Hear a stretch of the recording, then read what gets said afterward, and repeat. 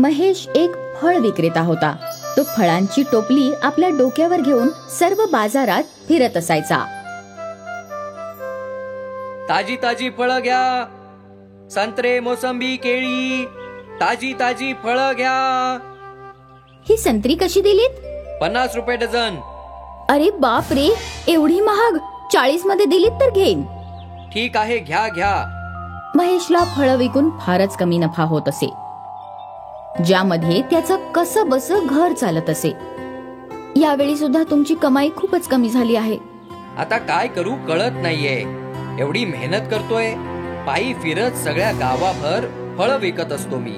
हो, ते तर मला माहिती आहे, पण आपल्याला पलकला शाळेत तर घालावं लागणार ना? हो ना, मी शाळेत जाऊ नाही शकलो, पण निदान माझी मुलगी तरी शाळेत जाऊन मोठी ऑफिसर होईल एवढीच इच्छा आहे.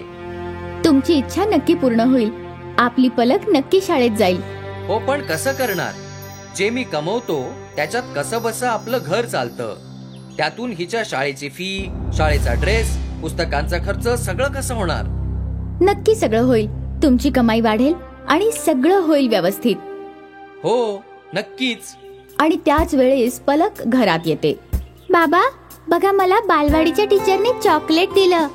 अरे वा, पण तिनं चॉकलेट का दिलं? कारण मी त्यांना 5चा पाढा म्हणून दाखवला. अरे वा, मला पण म्हणून दाखव बरं. 5 एके 5, 5 दुणे 10, 5 त्रिक 15, 5 चोक 20, 5 पाचा 25, 5 सक 30, 5 साता 35, 5 48, 5 9 45, 5 10 50.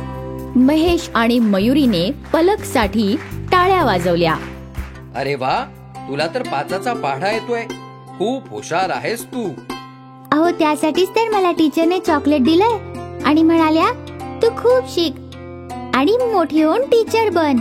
वाग माझी लाडूली, यासाठी तुला नक्कीच बक्षीस मिळालं पाहिजे. मी तुझ्यासाठी भरपूर बेसनाचे लाडू बनवले आहेत. खरंच? हो. मयुरीने पलकला खूप बेसनाचे लाडू खायला घातले आणि तिकडे महेश विचार करू लागला की आपली मिळकत कशी काय वाढेल. मला काहीतरी करावंच लागणार आहे, पण काय करू? हे देवा, तूच काहीतरी रस्ता दाखव. आणि महेश विचार करायला लागला की कशी तो आपली आमदनी वाढवेल. महेश फळ विकायला निघाला. तितक्यात पलक मागे आली आणि म्हणाली, थांबा बाबा, मला पण तुमच्या बरोबर यायचंय. तू माझ्या बरोबर काय करणार आहेस? मी पण तुमच्या बरोबर फळ विकणार. अच्छा, फळ विकणार आहेस की नुसती हिंडणार आहेस? दोन्ही करणार. मला पण घेऊन चला तुमच्या बरोबर. तसंही मला उद्या सुट्टी आहे. आता एवढा हट्ट करते तर घेऊन जा ना तिला. तसंही ती नसताना मी पण घराची साफसफाई करू शकेन. ठीक आहे, चल आज तू ही माझ्यासोबत चल फळ विकायला. महेश आणि पलक दोघं बाजारात पोहोचतात. बघा पलक, मी कशी फळं विकतो ते. हो बाबा. ताजी ताजी फळं घ्या, संत्रे, मोसंबी, केळी, ताजी ताजी फळं घ्या. अरे वा बाबा, ही संत्री केवढ्याला आहेत? 60 रुपये दर्जन. म्हणजे एक केवढ्याला असेल? महेशने मनात गणित केलं आणि म्हणाला, 5 रुपयाचं. अरे वा बाबा, 5चा पाढा तर मला येतो. अच्छा, 5च्या पाढ्याने कशी फळं विकणार? बघा, आता दाखवते. घ्या घ्या, 5चे 1, 10चे 2, ताजी ताजी संत्री घ्या. 15चे 3, 20चे 4, घ्या घ्या घ्या घ्या, ताजी ताजी संत्री घ्या. छोट्याशा मुलीचा आवाज ऐकून सर्व ग्राहक त्यांच्याकडे आकर्षित होऊ लागले. मला 6 संत्री द्या. 6चे किती झाले? 30 रुपये. मला तर 10 पाहिजेत. 10चे किती झाले बाळा? 50 रुपये झाले काकी. सगळे लोक पलकचे गणित बघून खूपच खुश होते. हे घ्या, हे घ्या. 5चे 1, 10चे 2, ताजी रसाळ संत्री घ्या. 15चे 3, 20चे 4, घ्या घ्या घ्या घ्या, ताजी रसाळ संत्री घ्या. तेवढ्यात एक स्त्री तिथे आली. अगं वा बाहुले, कुठल्या शाळेत जातेस तू? ही शाळेत जात नाही. का बरं? फळं विकून जे पैसे कमवतो त्यातून घराचा खर्च चालतो. तुमची मुलगी तर खूप हुशार आहे आणि तुम्ही तिला शिकवलं पाहिजे. इच्छा तर आहे हिला शिकवायची, पण पैसे वाचतच नाही. बहुतेक मी तुमची काहीतरी मदत करू शकेन. माझं एक ज्यूस सेंटर आहे. मला रोज ताज्या फळांची खूप गरज असते. आजपासून मी तुमच्याकडूनच फळं घेत जाईन आणि बाकीच्या ज्यूस सेंटर वाल्यांना सुद्धा तुमच्याकडूनच फळं घ्यायला सांगेन. धन्यवाद. तुमचे खूप खूप आभार.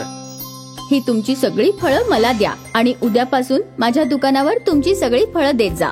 नक्कीच मॅडम. महेशने आपली टोपली उचलली आणि त्या बाई बरोबर तिच्या ज्यूस सेंटरवर गेला. तिथे त्याने त्याची सगळी फळं ठेवली आणि सगळ्या फळांची किंमतही घेतली. महेश खूपच खुश होता, कारण आज पहिल्यांदाच त्याची सगळी फळं विकली गेली. रस्त्यात दुकानातून महेशने पलकसाठी खाऊ घेतला आणि गप्पा मारत मारत तो आणि पलक दोघं घरी पोहोचले. अरे, हे सगळं काय? मी बाबांची सगळी फळं विकली आज. यासाठी बाबांनी मला टॉफी, कुरकुरे आणि कोल्ड ड्रिंक घेतलं. अच्छा, असं का? हो, आज सगळे फळं विकले गेले. आणि महेशने बाजारात घडलेली सगळी घटना मयुरीला सांगितली. हिचा पहाडा ऐकून त्या ज्यूस सेंटर वालीने सगळे फळं विकत घेतले आणि उद्यापासून तिला रोज फळं द्यायची आहेत. वा वा, हे तर फारच छान झालं. आता आपली पलक नक्की शाळेत जाणार. पण एका दुकानाच्या ऑर्डरने काय एवढे पैसे जमा होतील का? अगं, त्या मॅडम आपल्याला दुसऱ्या दुकानांची भेट घालून देणार आहे. त्यामुळे आपल्याला अजून जास्तीची ऑर्डर मिळतील. बहुतेक देवाने आपलं ऐकलं. हो, आणि हे सगळं पलकच्या हुशारीमुळे झालंय. खरंच तिचा 5चा पाढा उपयोगी आला. मी म्हणत होते ना की आपली मुलगी खूप हुशार आहे. हो, ते तर आहेच. दुसऱ्या दिवसापासूनच महेश ज्यूस सेंटरला फळं देऊ लागला आणि बाजारात फिरून सुद्धा फळं विकू लागला. हळूहळू त्याला दुसऱ्या ज्यूस सेंटर्सच्याही ऑर्डर्स मिळू लागल्या आणि हळूहळू त्याची मिळकत सुद्धा वाढू लागली. मयुरी, हे पैसे सांभाळून ठेव. एवढे सारे पैसे? ह्या महिन्यात झालेला फायदा आहे हा. मी घर खर्च वेगळा काढून हे पैसे जमवले आहेत. यातून आपल्या पलकच्या शिक्षणाची फी भरू शकतो. तिच्यासाठी गणवेश आणि पुस्तकही खरेदी करू. देवानेच आपलं ऐकलंय. काही महिन्यांनी महेश आणि मयुरी पलकसाठी शाळा बघायला येऊन पोहोचले. हॅलो, अरे, ही तर तीच मुलगी आहे ना जी त्या दिवशी बाजारात फळं विकत होती, पाडे म्हणत? हो बाईसाहेब. ही तर खूपच हुशार आहे. मला अशा बुद्धिमान मुलीला शिकवायला खूपच आनंद होईल. तुम्ही फी भरून टाका आणि गणवेश पुस्तकं घेऊन टाका. Thank you madam, thank you. महेश आणि मयुरीने फी भरून पुस्तक आणि गणवेश सुद्धा खरेदी केला. मग ते लोक घरी पोहोचले. माझा तर विश्वासच बसत नाहीये की पलकला शाळेत प्रवेश मिळाला. ते विश्वास तर मलाही होत नाहीये, पण हे सगळं खरंय. पलकच्या 5च्या पाढ्याने आपलं आयुष्यच बदलून टाकलंय.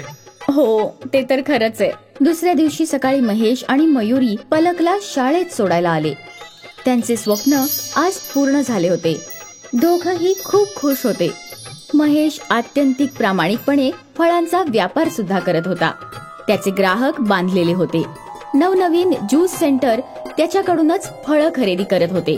त्याची कमाई वाढली होती आणि लवकरच महेशने एक पक्क घर सुद्धा बांधून घेतलं होतं. कधी विचारही केला नव्हता की इतक्या लवकर आपलं पक्क घर बनेल म्हणून. देवाचे आभार आहेत. त्याने आपले सगळे संकट दूर केले. पलक शाळेत चाललीये, आपलं घर बनलंय आणि आपली कमाई सुद्धा वाढलीये. हो, पण या साऱ्याचे श्रेय आपल्या मुलीला सुद्धा जातं. ते तर आहेच. हे सगळं पलक आणि तिच्या 5च्या पाढ्यामुळे झालंय. 5च्या पाढ्याने या परिवाराचे नशीबच बदलून गेले. गरिबीपासून श्रीमंतीपर्यंतचा प्रवास फक्त एका पाढ्यामुळेच साध्य झाला. महेश आणि मयुरीचे स्वप्न होते की त्यांच्या मुलीला शिक्षण मिळावे आणि ते पूर्ण झालं. म्हणूनच म्हणतात, स्वप्न बघणं चांगलं असतं, कारण त्यावर विश्वास ठेवूनच ती पूर्णही होतात.